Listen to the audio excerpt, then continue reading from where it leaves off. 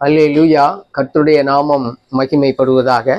இப்பொழுதும் இந்த நேரத்திலே நீதிமொழிகளின் புஸ்தகம் 3ஆம் அதிகாரம் 5வது வசனம் 6வது வசனத்தை நாம் தியானிப்போம்.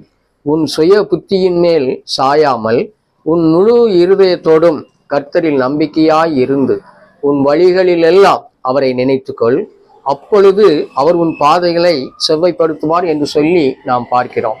இந்த வசனத்திலே விதமாக நாம் வாசிக்கிறோம். எனவே கர்த்தரின் மீது பற்றுதலாய் இருந்து, விசுவாசமாய் இருந்து, நம்பிக்கையாய் இருந்து அவரிடத்திலே காரியங்களை ஒப்புவிக்கும் பொழுது நம்முடைய காரியங்கள் யாவும் ஜெயமாக மாற்றித்தர வல்லவராக இருக்கிறார். தாவீது ராஜாவை எடுத்துக்கொண்டால் யுத்த காலத்திலே பெலிஸ்தியரின் மீது போர் தொடுக்கும் பொழுது அவர் கர்த்தரிடத்திலே விசாரிப்பார். இந்த படையின் மீது, இந்த பெலிஸ்தியரின் மீது நான் படையெடுத்து செல்லலாமா, வெற்றியை தருவீரா, ஜெயத்தை தருவீரா என்று சொல்லி கர்த்தரிடத்திலே அவர் கேள்வியை எழுப்பி அவர் பதில் கொடுத்து அதன் மூலமாக அவர் படையெடுத்து செல்வதை நாம் வேதாகமத்திலே வாசிக்கிறோம்.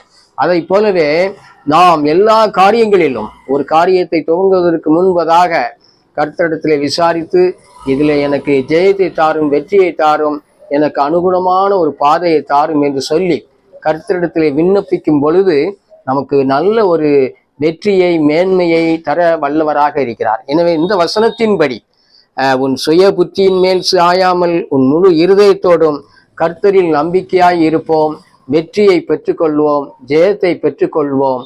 நாம் நல்ல வாழ்க்கையை கர்த்தர் மூலமாக சுதந்திரித்து கொள்வோமாக. ஆமென், ஆமென், ஆமென்.